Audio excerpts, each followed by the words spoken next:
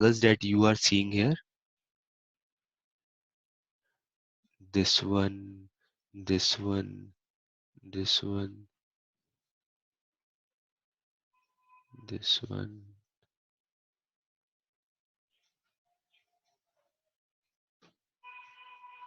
they are all the checkpoints.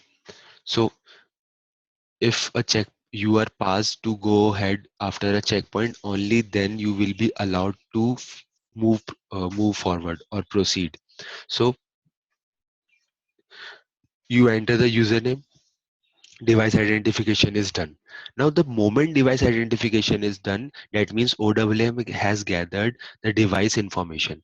Now that device information will be used by pre-authentication checkpoint.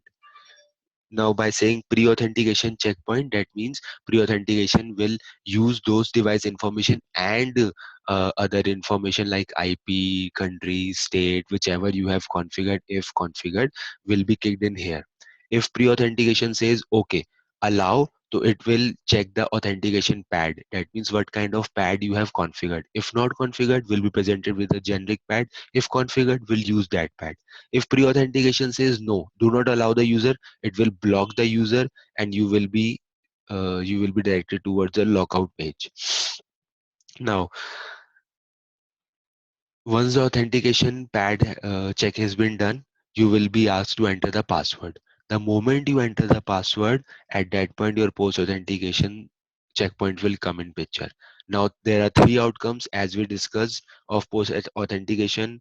One is allow, one is block, and one is challenge. If the user is allow and the user is a new user, you will be asked to do registration. After registration, you are allowed to go to your landing page. That means here.